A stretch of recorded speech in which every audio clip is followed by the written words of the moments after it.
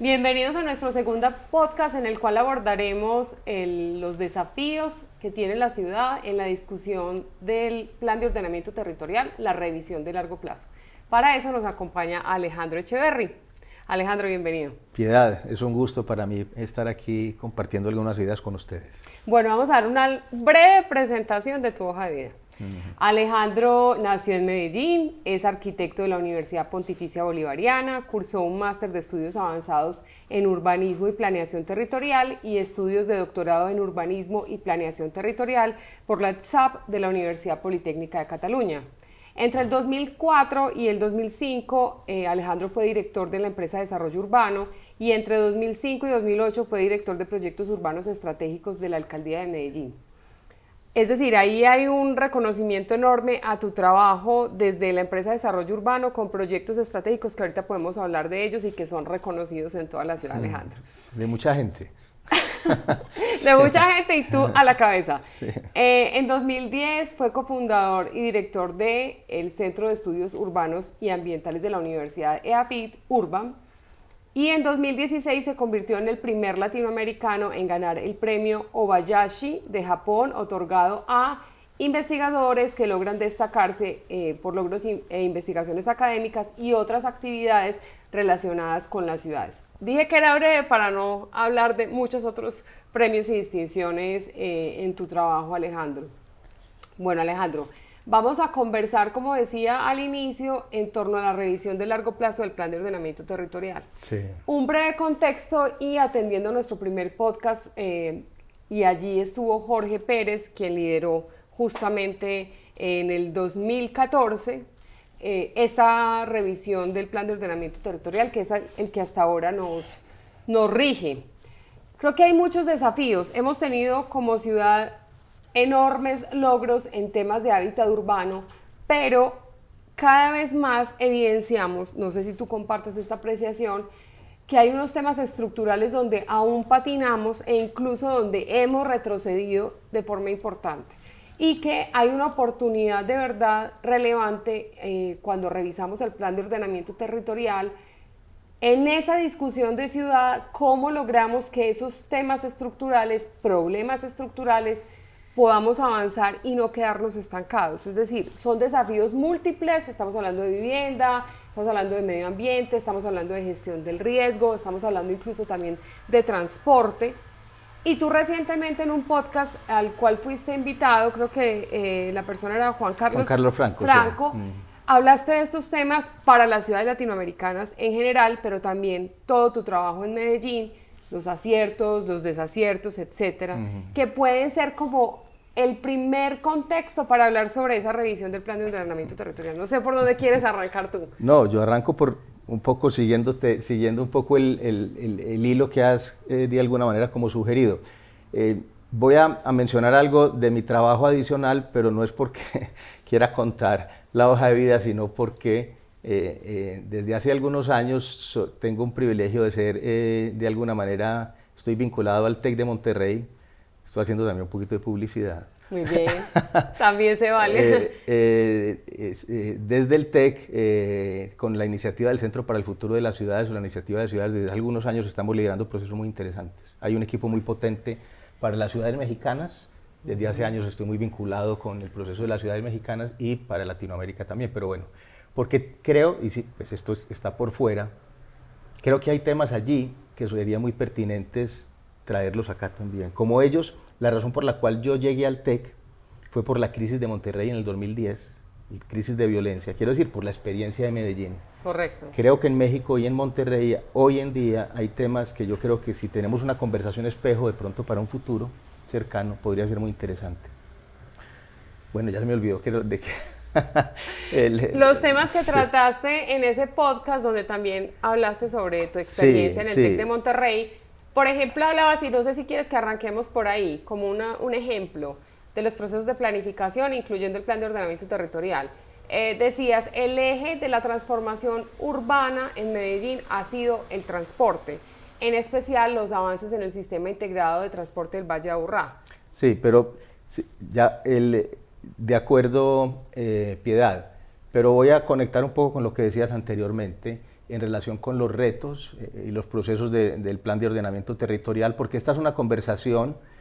Los momentos de revisión del plan de los planes de ordenamiento territorial, cuando la ciudad, llamémoslo, se moviliza y las instituciones se movilizan a hablar de la revisión o ajustes del plan, yo creo que son oportunidades realmente para generar también y revisar las prioridades urbanas y los retos urbanos y ver cómo se pueden agenciar e incidir e implementar recursos, fondos, porque los planes son un marco regulatorio, pero los planes en sí mismos no hacen las transformaciones. De acuerdo. Y tienen profundas limitaciones. Quiero decir, son importantes, pero tienen limitaciones.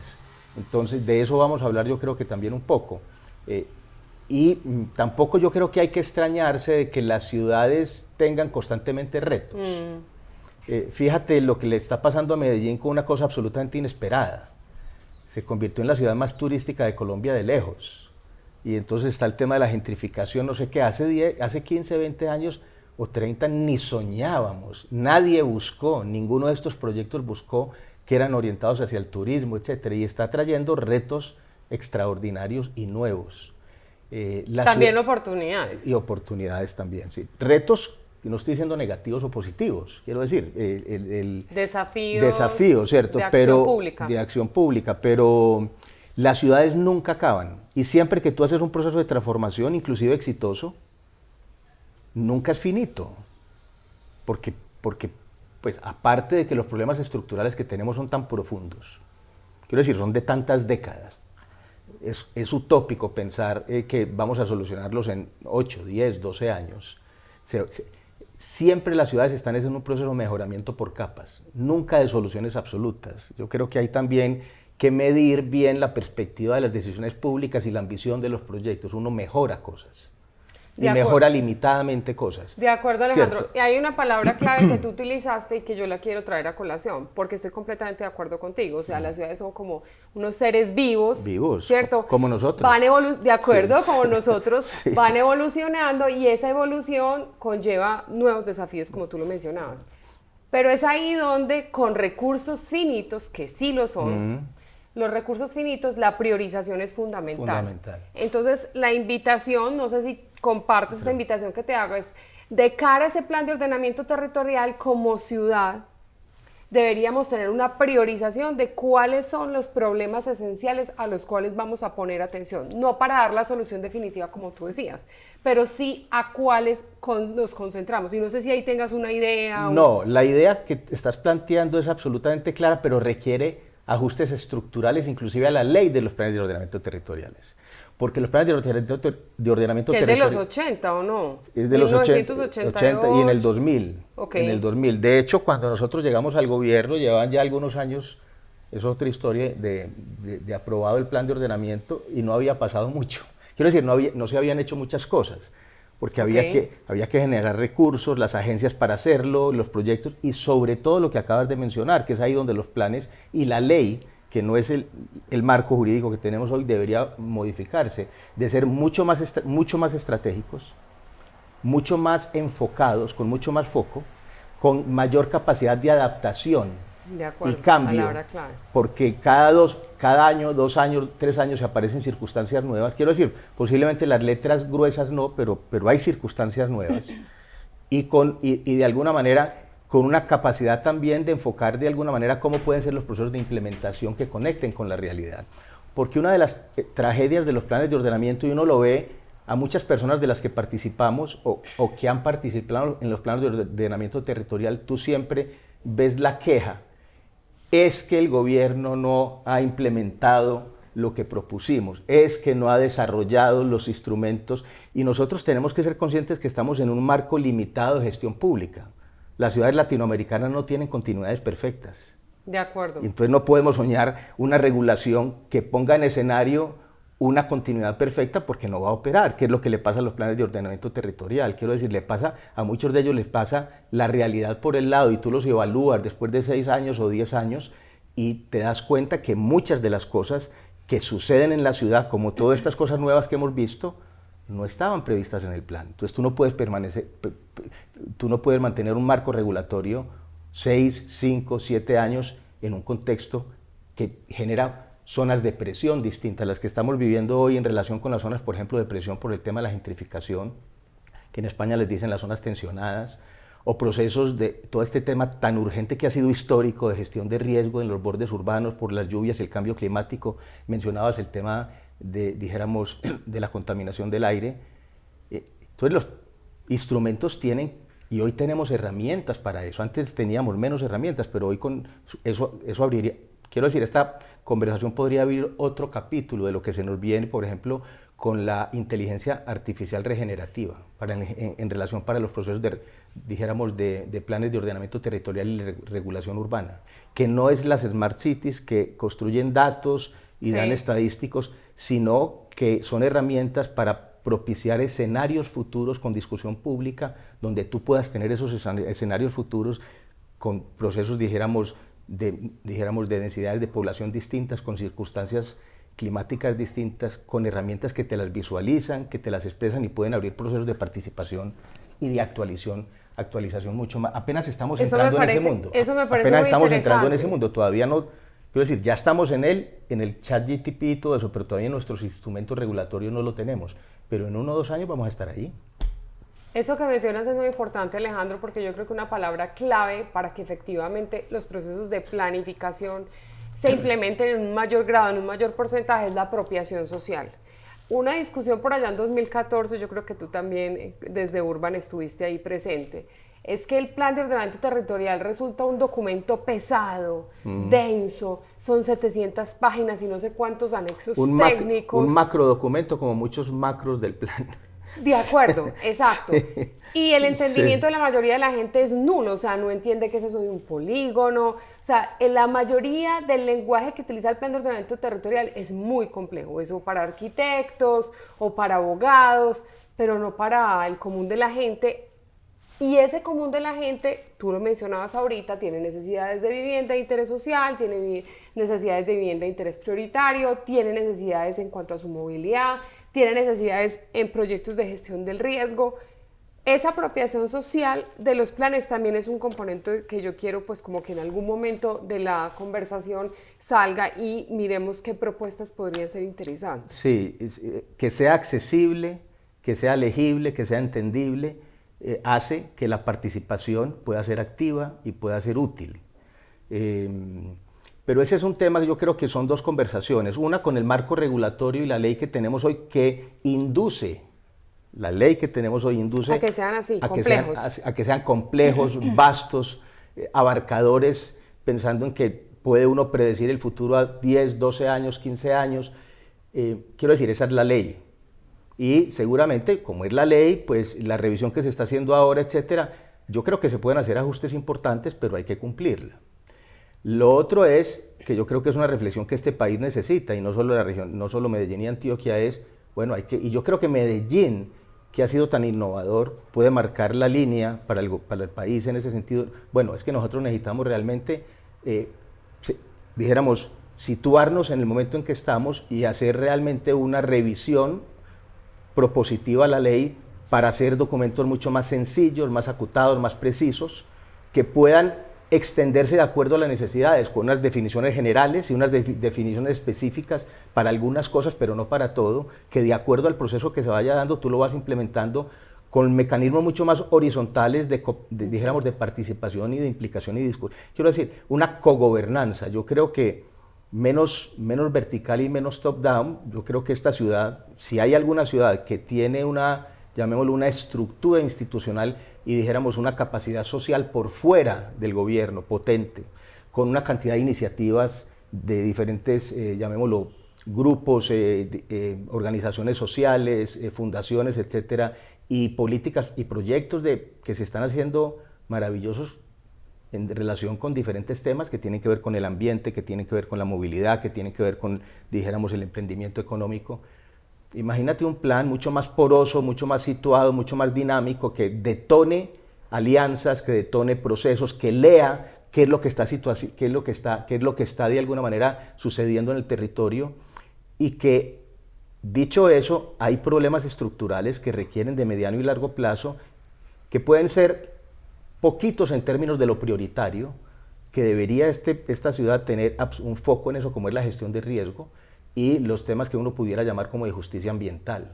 Además que es un atributo de esta ciudad extraordinario, los recursos naturales, las quebradas, los cerros, quiero decir, eso es un regalo que nos dieron, pero en determinados momentos del año pues se convierte en una tragedia, o sea, ahí hay una oportunidad y un reto. Pero Bio 2030 dio un poco respuesta a eso. Bio 2030, lo que quisimos hacer con Bio cuando lo hicimos, no era precisamente no era un plan de ordenamiento regulatorio, sino que era una construcción de una visión estratégica a escala metropolitana, que por primera vez se hacía simultáneamente una visión que combinaba transporte público, movilidad, sistemas naturales y espacio público y centros de actividad y hábitat, porque cada plan había sido como independiente. Entonces lo que quisimos hacer era como llamémoslo como una visión que pudiera anticipar decisiones gruesas y ciertos consensos. Por ejemplo, hay algo que no se le puso demasiada atención a Bio 2030. Nosotros hicimos un capítulo sobre Sabaneta y sobre el sur de Medellín, antes de que pasara el proceso que está pasando, y en Bio se anticipó. Pues, lo que pasa es que los planes, eso queda ahí en papel, ¿cierto? Pero decía, ojo que lo que va a suceder de urbanización, dijéramos, muchas de las cosas que sucedieron... Iban a empeorar, yo recuerdo alguna discusión. Sí, y están los escenarios ahí Así puestos. Es.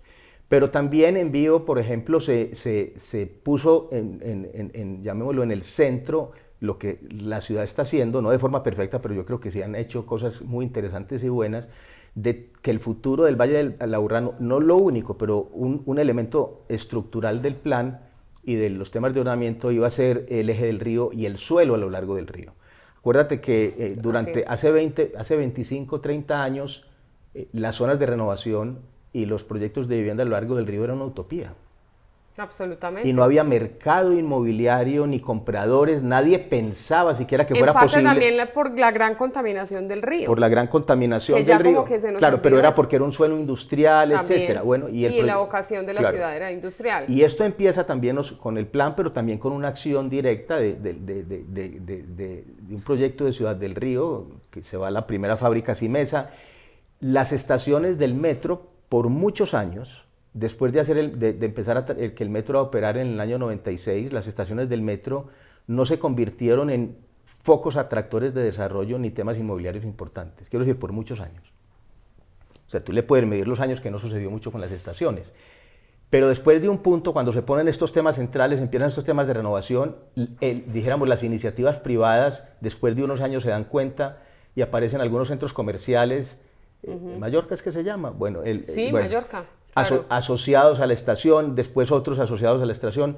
Cuando nosotros llegamos al gobierno, no voy a decir que fue por esa es la razón, pero dijéramos que es parte de todo esto.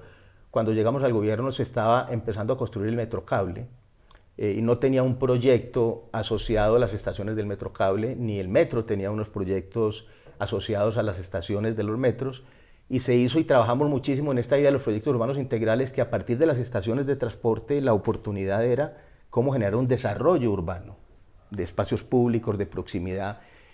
Entonces, yo diría, del 96 al 2004, un poco más, quiero decir, no fueron o 3 o antes un poco, no, las estaciones no fueron un foco de, las ciudades estaban dormidas. Sí, las ciudades necesitan tiempo y necesitan políticas urbanas y necesitan también el sector privado como detonante de estas iniciativas. Muchas veces algunas cosas llegan por liderazgo del sector público, pero bueno, la realidad, y un poco volviendo al tema de Bio, es que se puso o se quiso poner o continuar con la conversación de que el sistema del río y el suelo a lo largo del río era una de las grandes oportunidades. Y efectivamente hoy en día, después de unos años, por múltiples razones, pues vemos que los planes de ordenamiento y los temas de procesos, dijéramos, inmobiliarios, pues han desarrollado proyectos en el río y lo siguen desarrollando, lo que durante 10 o 15 años, a pesar de que el plan de ordenamiento decía crecer hacia adentro, no crecer hacia afuera, no sucedió. Así es. Y entonces, el otro tema que, entre otros, que Bio, además de las cuencas, las quebradas, los sistemas naturales, puso es el reto de los bordes. Y ese todavía es un tema pendiente. Cómo hacer una gestión más sostenible, muy compleja desde el punto de vista geológico, climático, pero sobre todo social. Las tragedias a mí me duelen el alma. O sea, estos aguaceros y estos inviernos que nosotros aquí estamos en un apartamento en el Poblado, yo vivo también cerca del parque, de la avenida del Poblado, dijéramos, o en el centro de la ciudad, pues a nosotros nos llueve y dice que aguacero, se inunda alguna cosa, no podemos salir, pero en la mitad de Medellín es una tragedia. De acuerdo. Es una tragedia social. No hay derecho a que esta ciudad no haya cometido eso como un tema de política pública estructural, porque tiene los recursos. El DAGRET se implementó y es una estructura que se había implementado, pero durante los últimos, por decir mínimo, 8 años o 10 años, no ha evolucionado nada. Te voy a interrumpir Cierto. ahí, porque es que recientemente tuvimos un evento, una conversación de ciudad sobre la gestión del riesgo y el papel del CIATA. Y tuvimos la oportunidad de invitar a la mesa de hábitat de la Comuna 8. Y allí nos contaron que hay una serie de proyectos ya, o sea, prácticamente a punto, no recuerdo el número exacto de proyectos, justamente para el tema de la gestión del riesgo. Han venido hablando con distintas administraciones y nunca salen los recursos para esos proyectos. Eso no solo para gestión de riesgo, Alejandro, sino que también en otras conversaciones que hemos tenido, por ejemplo en Moravia, los habitantes de ese territorio nos decían, hay estructuración de proyectos de vivienda de interés social en Moravia y llevan más de 10 años sin que se le asignen recursos en los planes de desarrollo. Sí, esta ciudad, dices, Piedad, esta ciudad tiene varios retos estructurales, pero hay uno que es sin duda prioritario, yo diría que el primero, pero prioritario, inclusive porque hay una oportunidad extraordinaria. El término que te mencioné ahorita al principio de justicia ambiental. Ese es un tema que para Colombia y las ciudades latinoamericanas, pero para Colombia que tenemos esta naturaleza tan extraordinaria, en la mayor parte de las ciudades, y estamos hablando de Medellín, hay, llamémoslo, como una fricción y un reto muy grande entre los temas ambientales, sea temas de alguna manera de gestión de riesgo por deslizamientos, inundaciones, etcétera, que pasan en muchas partes del país por exceso de agua, aquí llueve muchísimo, y la realidad social de gran parte de la población de los barrios populares. Entre otras cosas, también hay un reto, o sea, esta ciudad es verde, pero donde no hay árboles es en los barrios populares y, dijéramos, en las zonas más marginales. Quiero decir, entonces uno disfruta del verde aquí.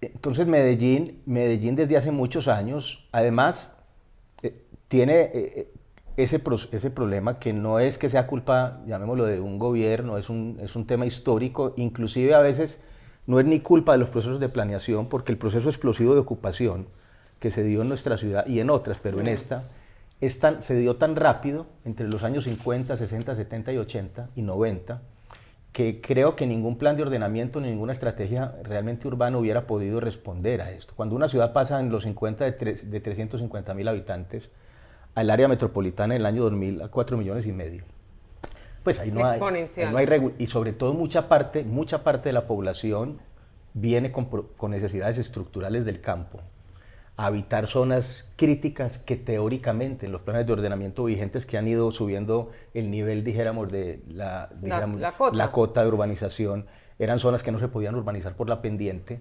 Entonces, pues obviamente se presenta un problema estructural crítico. Y sigue activa ese proceso de ocupación. Pensamos antes de la pandemia, y los indicadores habían bajado de temas de alguna manera y de hecho han bajado, pero siguen siendo muy altos de los temas de ocupación, ¿cierto? Entonces esta ciudad tiene un sistema de más de 300 o 400 quebradas en los límites municipales y muchas más en el área metropolitana que descienden y cortan todos estos barrios, con una condición geológica muy compleja, sobre todo en la zona nororiental, en todo el sector oriental, no nororiental, en todo el sector oriental del valle. Okay. Quiero decir, el sector occidental también, pero geológicamente aquí hay un problema más crítico. Y los inviernos y muchas de las quebradas que descienden de esta parte alta, ocupadas informalmente o con problemas de ocupación. Entonces tenemos ahí un reto del cual hemos desarrollado una capacidad muy importante. Lo que pasa es que durante yo diría 10, yo no sé si un poco más de años, porque la ciudad, el CIATA es un referente latinoamericano. Así es. El DAGRET, también como estructura de gestión de riesgo, ha sido un referente latinoamericano. Los planes de ordenamiento y la capacidad de esta ciudad en respuesta. Quiero decir, el problema estructural es muy grande. No pensemos que lo vamos a mejorar todo. Como hablábamos al principio uno mejora cosas. Pero la capacidad institucional aquí es muy importante. Pero no creo que se le haya puesto la atención y los recursos a esas estructuras y agencias que se crearon y que debería haber tenido una continuidad y una decisión pública mucho mayor. Yo desde hace 8 años o 9 años quiero decir, no es que quiera hacer una crítica, pero que es que el área metropolitana financió el CIATA, que es que el director del CIATA no sé qué, que es que no sé qué, que es que nosotros hemos estado trabajando en los últimos años en alianza con Christian Wertmann en este tema de rehabilitar la montaña y en Informarris, que son unas estrategias de gestión de riesgo, con el DAGRED y todo, y realmente ha sido prácticamente imposible que exista una decisión fuerte de los gobiernos de decir, bueno, vamos a fortalecer y robustecer esto como una gestión pública. Ahora, quiero concluir con esto. Lo más paradójico es que hay una oportunidad extraordinaria también, porque si uno junta el reto que tiene esta ciudad en relación con los sistemas naturales de riesgo, también están allí toda la oportunidad que tiene con los sistemas naturales. Medellín puede ser la ciudad más extraordinaria del mundo, y no estoy exagerando, con una conectividad ecológica de corredores verdes únicos, porque ninguna ciudad tiene una estructura con 300 o 400 quebradas en su municipio. Así es. Ninguna ciudad tiene estos cerros que tenemos nosotros metidos aquí adentro.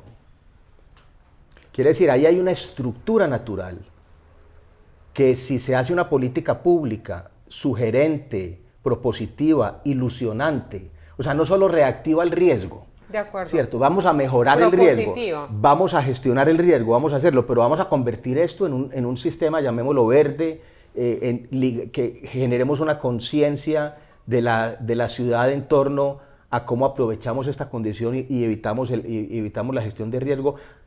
Dicho también, hay un conocimiento de la gestión de riesgo en nuestra ciudad, Piedad, muy grande. Hay iniciativas de colegas nuestros de la zona nororiental que llevan muchos años trabajando la gestión de riesgo con las comunidades y enseñando pedagogía sobre la gestión de riesgo. Lo que quiero decir es que aquí hay un capital de recursos institucional y humano que le ha faltado la decisión política y los recursos para conectar esas cosas. No hay que hacer mayor cosa y hacer de alguna manera un proyecto mucho más robusto, que es urgente, y volverle una oportunidad.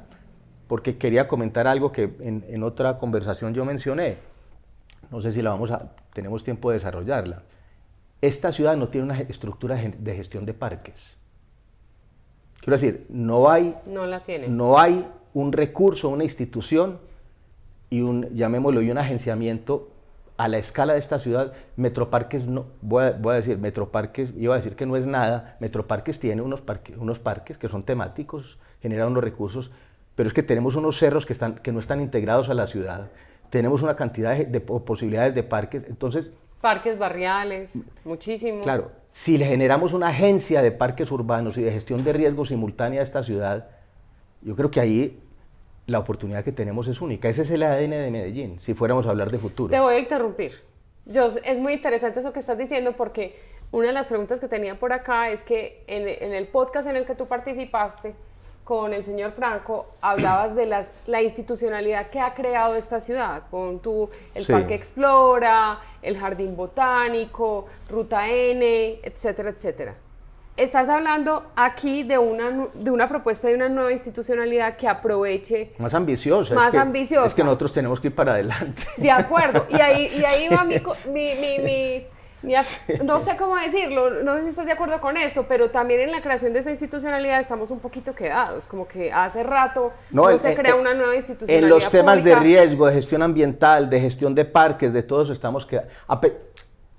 Sí hemos hecho parques, zonas verdes, etcétera, pero institucionalmente, nada. Conectarlos con una idea de ciudad. Fíjate lo que... ¿Tú te acuerdas de Mi Río se llamaba? Claro, el Instituto Mi Río. Bueno, duró no muchos años, pero del Instituto Mi Río, que pudo haber evolucionado y crecido y convertido en otra cosa distinta, porque Mi Río es la cuenca, ojo. Ok. No es el río Medellín. Ok, listo. La cuenca de todas las quebradas y el río, así pues así se debe entender. Ok. Cuando uno habla del río, es la cuenca. Listo. ¿Cierto? Entonces, mi río compró el nacimiento del río Medellín.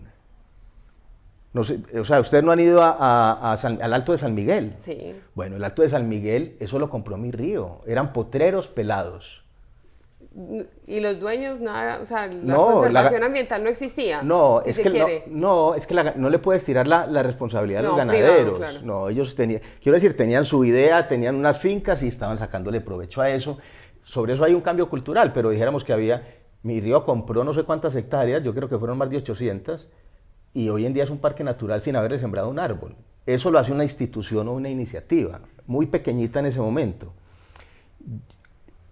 El Guadalajara tiene la Agencia de Bosques Urbanos y es relativamente nueva. Tenían muchos parques agenciados independientemente, con problemas de tener un norte, un recurso, llamémoslo unas políticas públicas, llamémoslo unos manuales de gestión y manejo, unos temas económicos para hacerlos eficientes, y crearon la Agencia de Bosques Urbanos, que de alguna manera acoge los parques de Guadalajara y del área metropolitana y los gestiona de una forma completamente distinta. Pero no el Metroparques tiene 2 pesos, pues. Quiero decir, eso no tiene un peso, Sí. ¿cierto? Sí. Tiene para gestionar Parques temáticos. Sí, parques temáticos.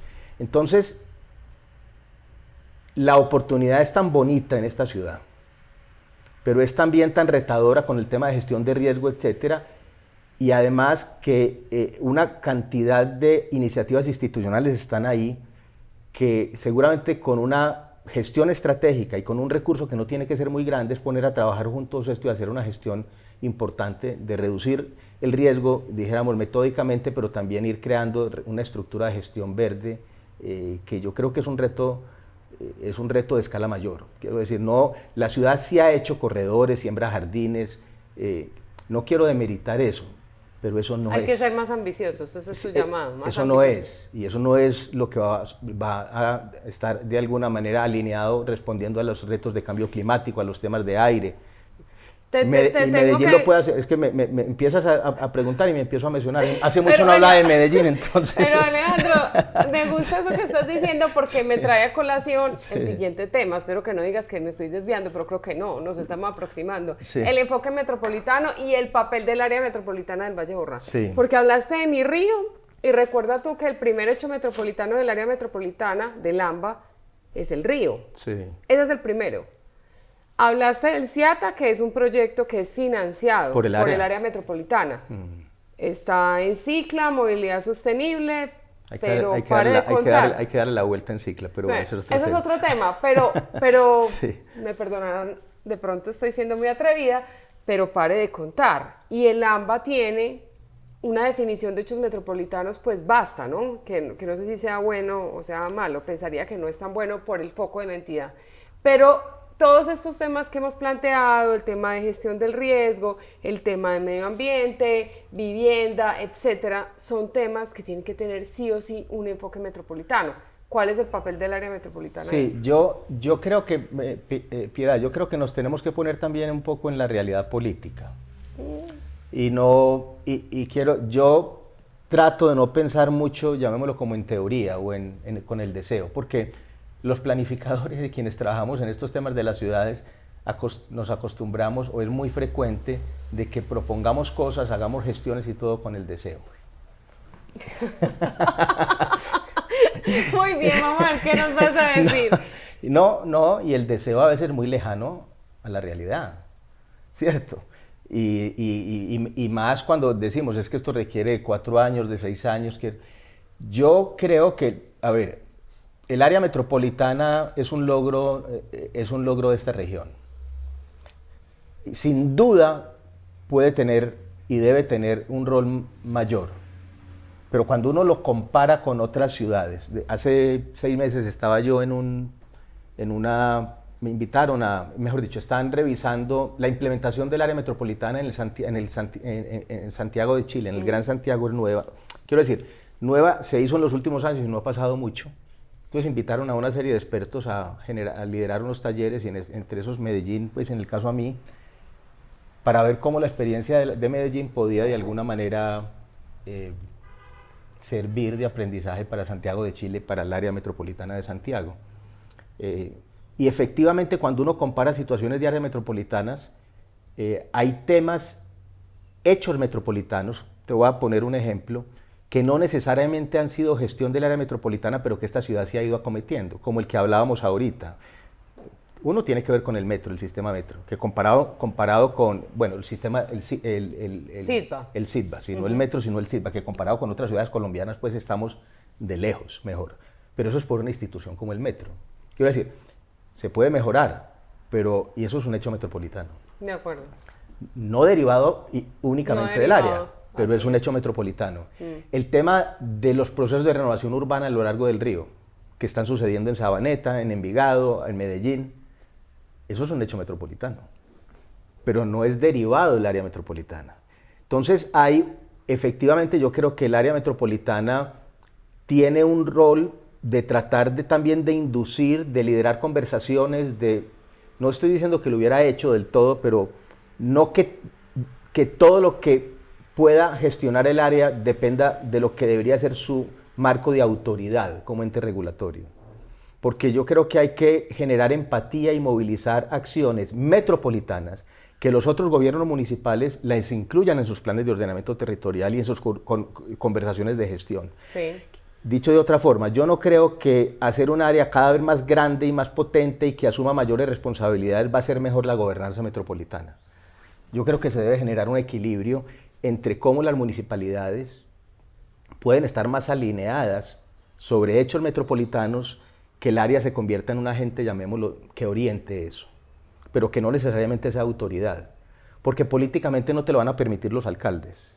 Hasta cierto límite te van a permitir los alcaldes de actuar. Entonces yo creo que ese equilibrio de gobierno local y acción metropolitana, sin duda se puede mejorar más, pero hay que entender un poco cómo funcionan esas estructuras. Por eso digo yo no pensar con la ilusión, que es la discusión que se está teniendo en el Valle de San Nicolás. Pero bueno, eso es otro asunto que no nos vamos a ir para allá. Entonces, pero efectivamente hay temas, por ejemplo, el área sí es una autoridad ambiental, por eso el CIATA está ahí. Yo creo que el área sí puede jugar, en lo que acabamos de hablar, de gestión de riesgo, de todos estos temas del CIATA, dijéramos, del DAGRED, de la gestión de todo esto, el área debería ser, el área es una agencia, un espacio, una institución que podría tener un rol mucho más robusto y grueso ahí. Sobre el tema de movilidad, eso ha sido una discusión histórica. Entre el metro y el AMBA. Porque la realidad es que el metro es el que maneja las cosas.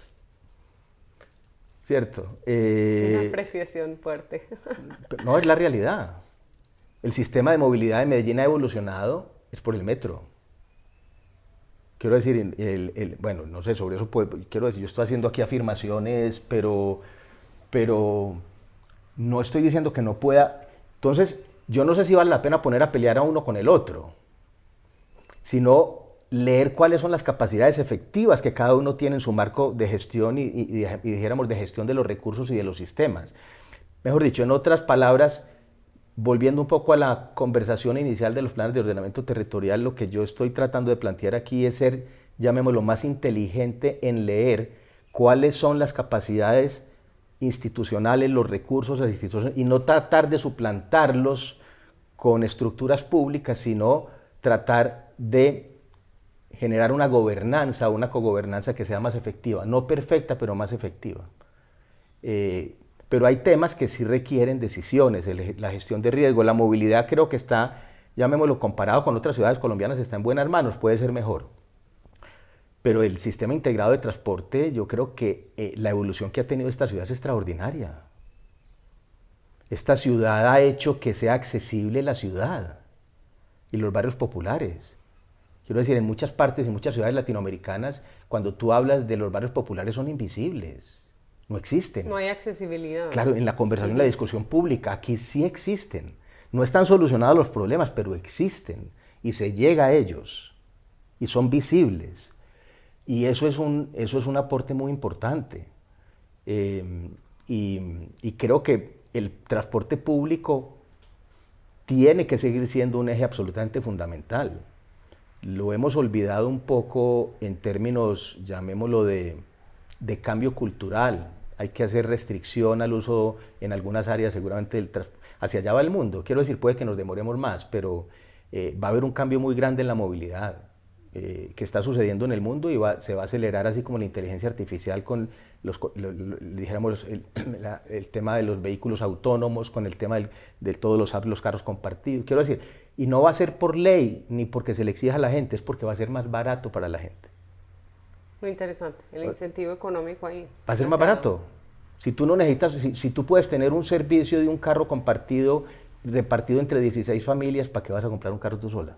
Si te va a valer una décima parte de los impuestos y las cosas.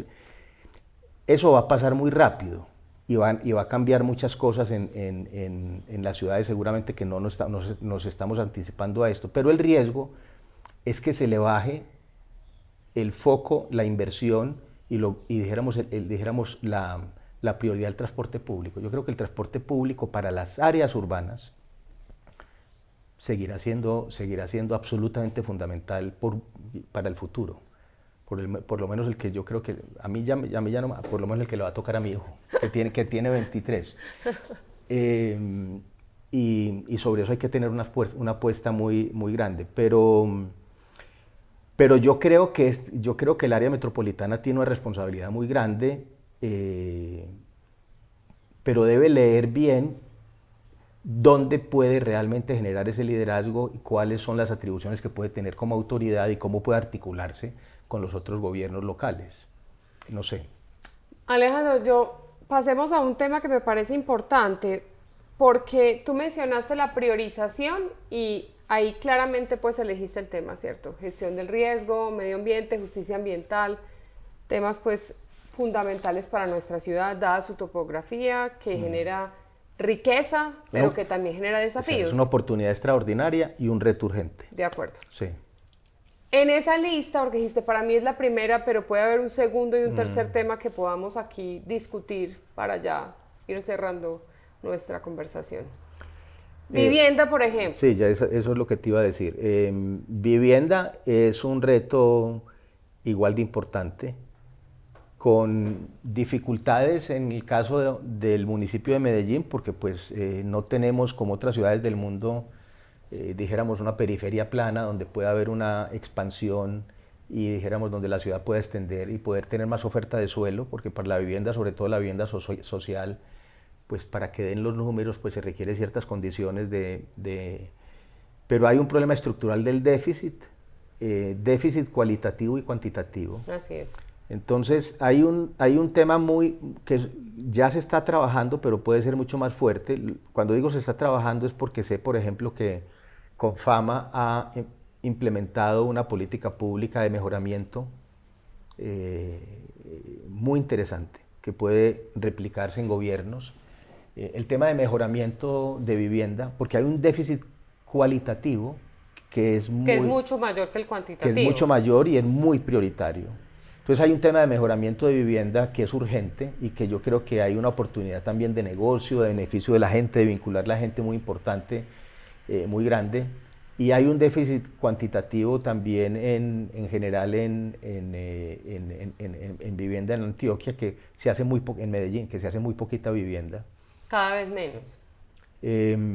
Ese es un reto, Piedad, prioritario y fundamental. Por ejemplo, es un tema que lo estamos trabajando mucho en México, con el Centro para el Futuro de las Ciudades, tratando de hacer unas conversaciones con organizaciones, sector privado, etcétera, porque también quiero decir, una política pública continua que pueda desarrollar vivienda de calidad, dijéramos colectiva, social, dijéramos de las diferentes categorías que uno quiera definirle, pero que genere, llamémoslo, que genere vecindario.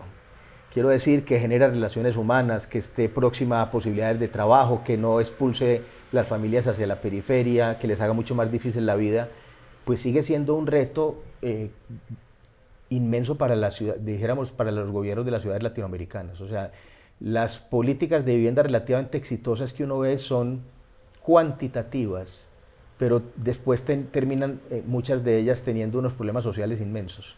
En México, yo puede que diga una cifra equivocada, pero creo que hay casi 3 millones de viviendas abandonadas. Abandonadas. Sí, de la política pública que se hizo de la política pública que se hizo durante los últimos años, que le apostó principalmente a una financiación y a urbanizar las periferias de las ciudades, modificando las regulaciones, y entonces a muchas familias que se pasaron para estos proyectos, sobre todo populares, familias, dijéramos, del sector popular, pues les resultó mucho más caro vivir allí, porque estaba lejos por el desplazamiento, claro, lejos del colegio de sus hijos, lejos del trabajo, y no pudieron vivir allí y abandonaron las viviendas. O sea, y eso está haciendo cambiar. Desde hace varios años México está en la revisión de esto. Pero por muchos años se vendió a nivel latinoamericano que esto fue un éxito extraordinario, porque se construyeron, porque el negocio... Por el número y porque fue un negocio. Entonces, yo creo que ahí nosotros tenemos un reto muy grande, que siempre hay una paradoja. Yo lo mencionaba en esa conversación y tú me lo mencionaste antes de empezar esto. Yo no tengo la respuesta, porque, claro, hacer proyectos con una calidad importante, más holísticos, donde realmente se construya, que los proyectos de vivienda no sean únicamente entregar la vivienda materialmente, sino que haya un acompañamiento social a las familias y que generen barrios y vecindarios donde puedan generar sus negocios allí, requieren no solo inversión en el edificio, sino que esté bien localizado para que puedan tener sus desplazamientos y que el transporte público les supla, dijéramos, sus necesidades. Eso implica una inversión mayor de tiempo y una inversión mayor de dinero en los temas urbanos y de servicios sociales, y exige un esfuerzo mayor de inversión en relación con poder multiplicar eso, que responda al déficit que tenemos, que es tan grande en muchas partes del país. Entonces, yo lo que creo es que soy más amigo de generar proyectos más cualitativos, mejor ubicados, apostarle mucho al mejoramiento, hacer proyectos más integrales. Es importante situar la conversación de vivienda, porque en Medellín también se distorsiona. Por ejemplo, en los últimos años, con este tema dijéramos, del turismo, de los nómadas digitales, de las zonas de alguna manera que tienen más presión, donde han venido una gran cantidad de inversiones, personas que vienen de afuera, que se han incrementado mucho los precios. Entonces se ha empezado a hablar en los diferentes gremios del déficit de vivienda, pero el déficit de vivienda no es histórico.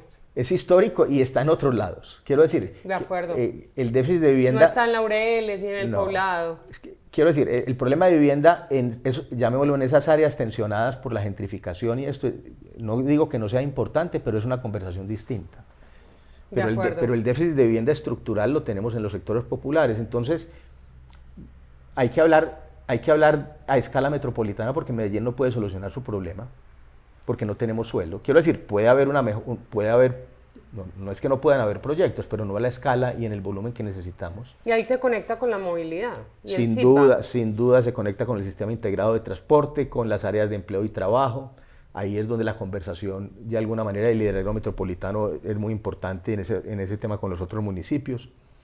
Yo creo que es un tema prioritario, pero es un tema que la conversación tiene que enriquecerse. Tenemos que generar alianzas y acuerdos para liderar, llamémoslo, proyectos piloto, que puedan marcar un norte y que puedan detonar, así como se detonan estos proyectos de renovación urbana que no existían, que empecemos de alguna manera a detonar modelos interesantes que sean negocio también en relación con hacer una vivienda de mayor calidad, llamémoslo, mayor calidad humana para las personas que están.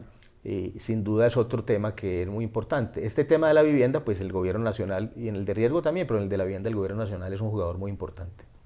Ahí, para cerrar este tema, me llama la atención porque dijiste que hay ejemplos desde el sector privado, por ejemplo, la Caja de Compensación con Fama, mencionaste a Argos, o sea que hay justamente un diálogo entre el sector público y privado va a ser fundamental, aprovechar estas experiencias del sector privado. No se puede solucionar, mejor dicho, el sector público solito. Sin el sector privado. Es imposible que pueda dar una respuesta a la escala que necesita este país, entre otras cosas, porque cuando uno mira las ciudades,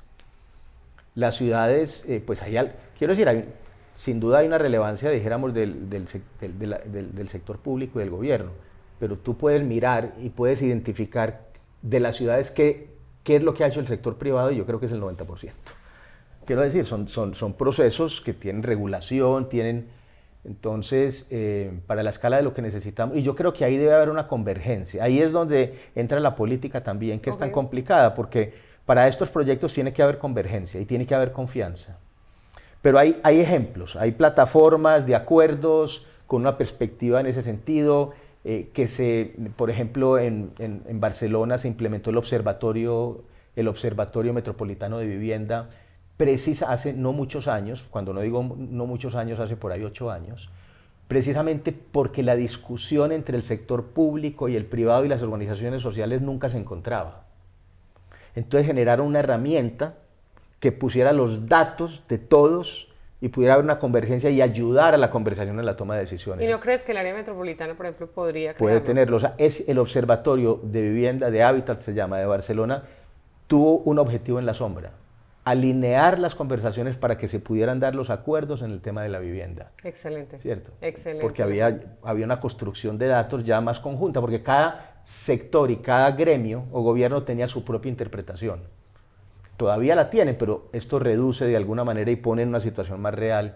Esas son las herramientas que yo creo que esta ciudad, sobre esas decisiones estratégicas, estamos en capacidad de tomar. En la vivienda, el observatorio, pues por simplificar, y la Agencia de Bosques Urbanos, o este tema de gestión de riesgo y bosques en los temas, dijéramos, bueno, esos serían 2 mensajes para el plan de ordenamiento territorial. No, yo creo que incluso uno más que dijiste al inicio, y es como antes de pensarnos incluso en la discusión de largo plazo, pensamos en cómo desde Medellín se jalona un cambio en la ley. En la ley. Yo creo que además Medellín tiene la experiencia, las instituciones, el conocimiento para hacer algo realmente innovador en temas de ordenamiento territorial. No sé si quieres decir algo más. Para mí, con estas 3 ideas, este podcast valió toda la pena. No, Alejandro. Yo creo, pues pongámonos a trabajar, yo no sé si... Trabajemos, así es, trabajemos. De acuerdo, muy bien. De acuerdo. Bueno, muchas gracias, Alejandro. Gracias. Siempre es un placer hablar contigo. Gracias, Piedad.